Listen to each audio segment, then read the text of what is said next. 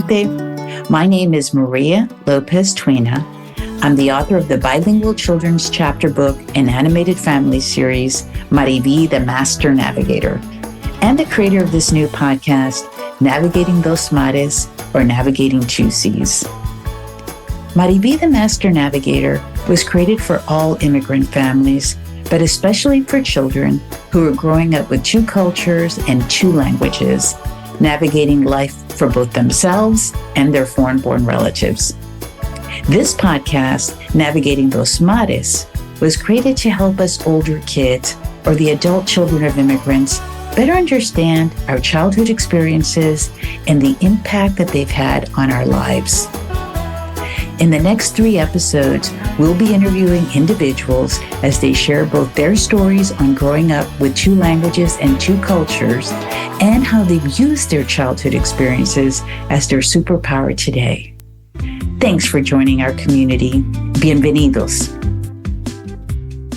In this episode, we'll be speaking to Beatriz Acevedo, entrepreneur extraordinaire and CEO of Sumo Wealth. Beatriz, thanks for joining us. Thank you for having me, Maria. Always a pleasure to be with you, to chat with you. Thank you for the invitation. Tell us about your background. Yeah, so my background is pretty interesting in the sense that I am the classic version of when people say, ni de aquí, ni de allá. You're not from here or you're not from there. And I say that because I am a border girl. And my story is super unique because my dad was a really proud Latino man, a very proud Mexicano, who my parents lived in San Diego when my mother was pregnant. And I think he's the only Mexican in the history who drove my mother across the border. So I was immediately an immigrant by default, right? I had the possibility of being born in the US where my parents were living at the moment, but my father decided that I should be an immigrant, and that's my story. And growing up on the border, you always have that sort of hybrid identity, right? You are, with one foot in one country, with another foot in another one. And in my case, literally, every day I have a foot in a different country, because growing up, you would live in Mexico sometimes and go to school in the US or vice versa, or live in the US and work in Mexico. And it was very easy back then. Like you would just cross the border in your car, 20 minutes. It was like going from one neighborhood to the other. Like it was better than LA traffic for sure. And you could be in 2 countries in the same day.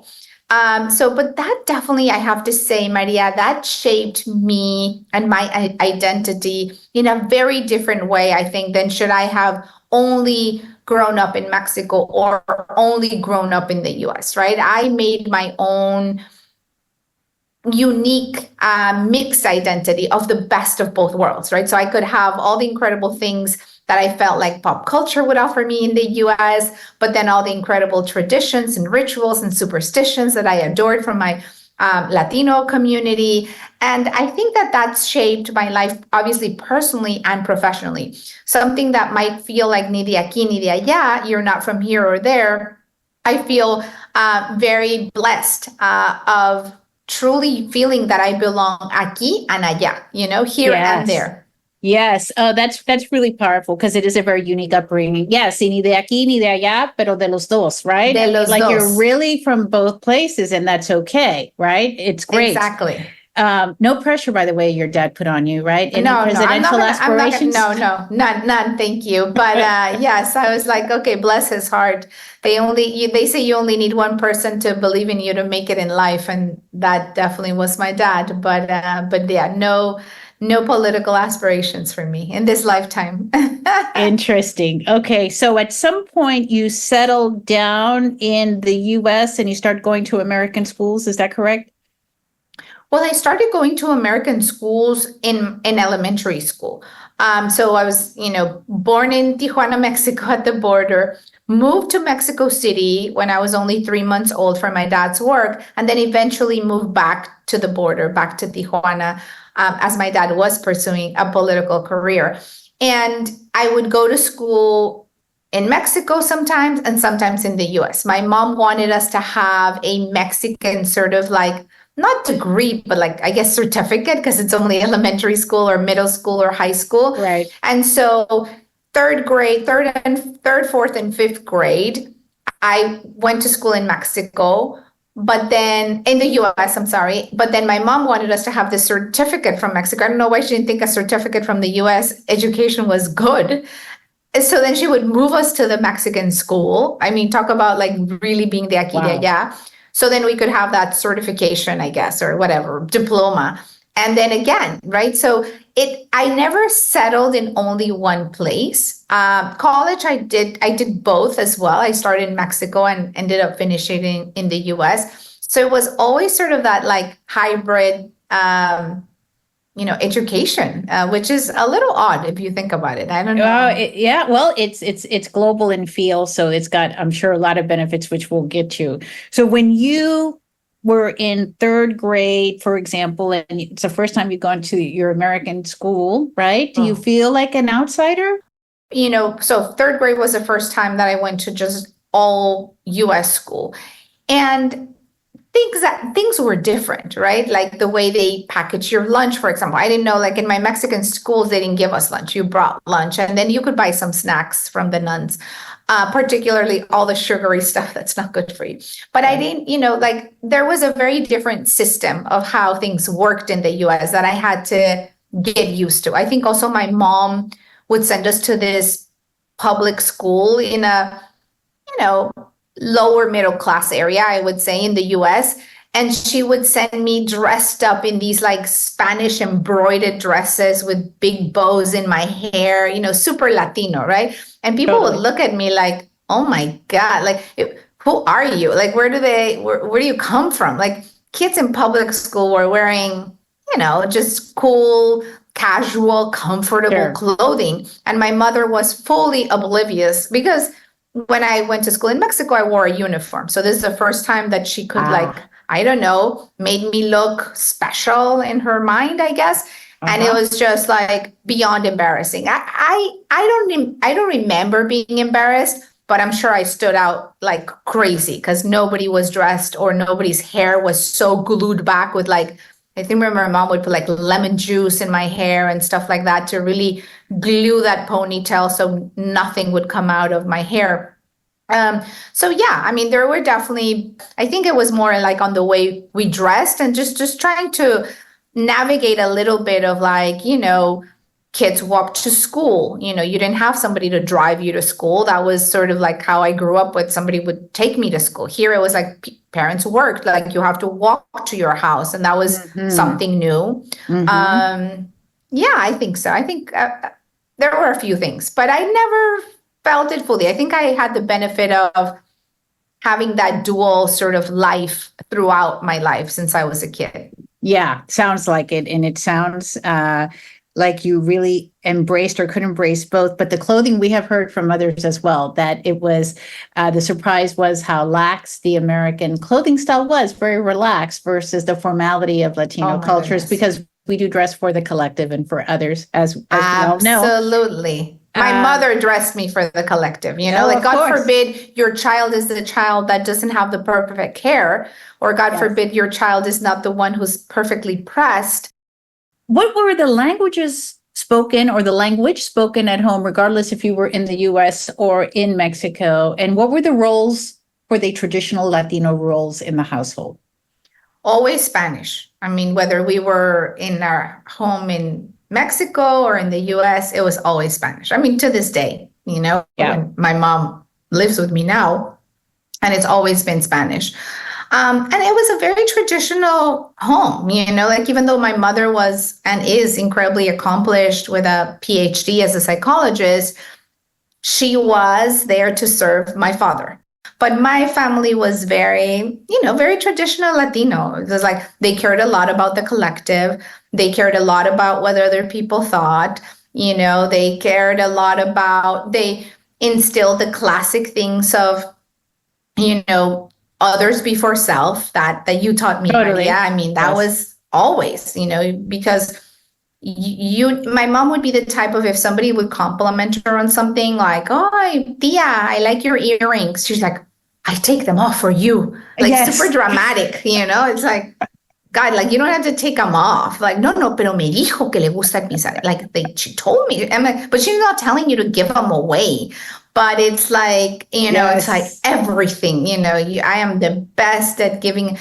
So anyway, yeah, I grew up with that. So as you know, I mean, you know that. Yes, very. I know how that goes. We've also heard about, and we have in the MariVi stories how MariVi's brother is an untouchable. Like the men in the family, the boys are just sacred. Did you have any of that? Oh yeah, I have it today.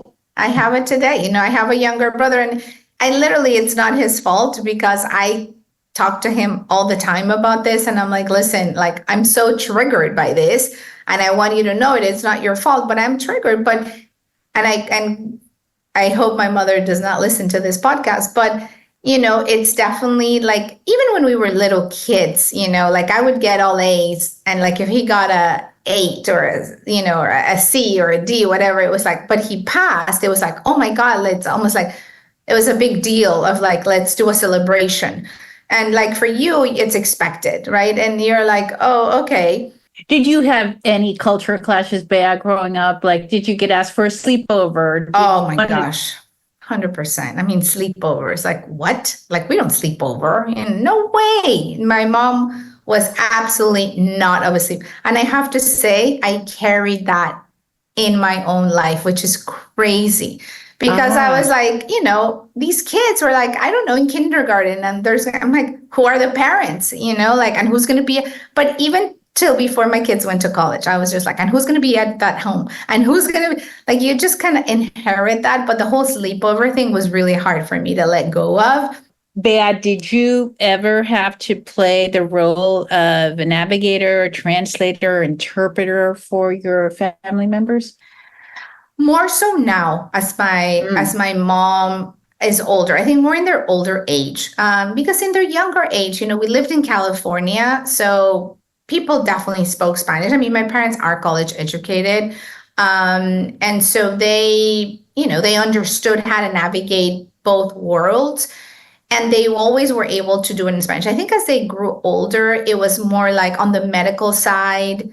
Like, I was, and I raised my hand to do that as my dad got ill. I wanted to do my research on who's the best specialist, who's the best this. Sure.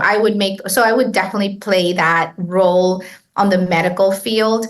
And my dad became very dependent on that. And my dad was very independent, but I think there was a moment when he was like, we're going to wait until my daughter comes and makes that decision. We're going to wait until, my daughter can get here, or they would call me from the doctor's office. So I think on the medical side with my dad, definitely as he was older and more ill. And with my mom, definitely all the time, because now it's like financial stuff, medical stuff, legal stuff, that you're like, oh my gosh, how did they do it before? Right. It's kind of, but yeah, definitely now, yes, more than a lot of people have the stories that then when they were 8, they were like, buying their first car, as you've told this story, or, having to translate difficult medical things to their parents or legal. That was not my case growing up, but definitely that role now is very prevalent into yes, translating, but literally like navigating, as I've heard you say so many times, like that American ethos. Yeah. And for you to give them the trust, I think, with what I do with finances, I see it so much. It's like, it's almost like, okay, well, if you trust this, I can trust it. So you're almost like giving them the validation that they can do something because you believe in it and you do it as well. Sure. Yeah. You're co-branding for them, really. For those of us that were born or raised here, that stayed here, especially for those of us that weren't raised in societies with a large Hispanic populace, many of us move away from the culture, and we surprise ourselves later in life by returning to it and truly embracing that duality, that hybridity, in that process called retroacculturation. You didn't have that, or I did. I'll tell you where. So so it's super interesting. So after college, I moved to Mexico City for work. And But I lived in Mexico. I enjoyed Mexico a lot for, I don't know, a good 6-7 years. Maybe it wasn't a long time. But then when eventually I moved back to the US permanently, things that I would never do in Mexico, for example, like blast Latino music in my car. Like in Mexico City, I would blast Sting or U2 or, but here I was in the US singing from the top of my lungs in my car, I don't know, Juanes or like, Ricardo Arjona, something where it's like mi gente and my so-and-so and mi barrio. And like, it just felt so good. Now that you look back on your life, Bea, how have you used all of this duality as your superpower? Oh, I've used this duality to the max. I mean, every company that I've built is built on this premise, right? If you think about Me Too, yes, which was the first digital media company that really focused on super serving this demographic, on telling young US-born English-Tom Latinos, you belong, we see you, we hear you, we're like you. That was fully built. That business that really broke a lot of barriers because there was nothing like that at the time to today at Summa, right? Turning around the whole notion of finance while leaning hard into culture, right? Explaining a very difficult financial concept with an arepa or with an avocado or with a Bad Bunny song, or it doesn't, like, leaning into culture as something that we know has the emotional connection on most. Yes. I mean, everything. Obviously, I am a very proud Latina. So, you and I are close friends outside of work. And, like from, the art in my house to the food that I serve to the way I like to host my friends. I adore my culture, my traditions. But work-wise, I don't think I would have ever come close to the things that I've done professionally should I have not leaned very, very hard into my Latinidad. That's beautiful. Very well said and so true, right? Very true. And, I find interesting that some of the folks that we've been talking to, they may not have experienced being an outsider if they grew up in a culture with a lot of Latinos, like in first grade. But when they got to corporate America and it was an American company, that was their first massive culture clash. Absolutely. Absolutely. Yeah. I mean, I had it, it's interesting because people ask me that all the time, like, well, how did you do it? Right? Like you look at the stats and you think, you're right. When you asked me about school, it wasn't that. But when you start, for example, raising capital, which is something that I've done for my venture-backed companies, there was never a Latino. There was never a Latina. I mean, we were lucky if there was a woman, maybe a secretary, right, that would bring us a coffee or something like this. And it was just the exact same type of men.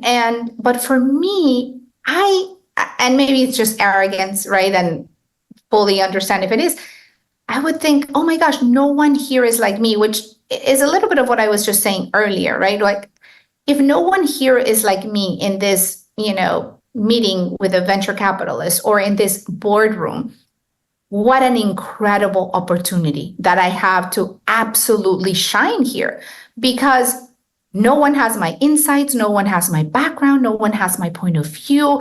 Like, they're all the same. And then here is me. So instead of thinking that being different is a negative, I always thought that being different was that superpower, was something that I could bring to the table in a conversation. And I think that is the whole real purpose of diversity. Great. Exactly. Oh, Bea, thank you so much for joining us. Really appreciate it. Thank you for having me. Amiga. Always a joy. Yeah, so many great words of wisdom. For any listener who wants to connect with Beatriz or just speak with her, they can reach out to her on LinkedIn. Thanks for listening, and please join us on our next episode of Navigating Dos Mares. And don't forget to subscribe to our YouTube channel at We Are MariVi, or check out our books on our website, wearemarivi.com.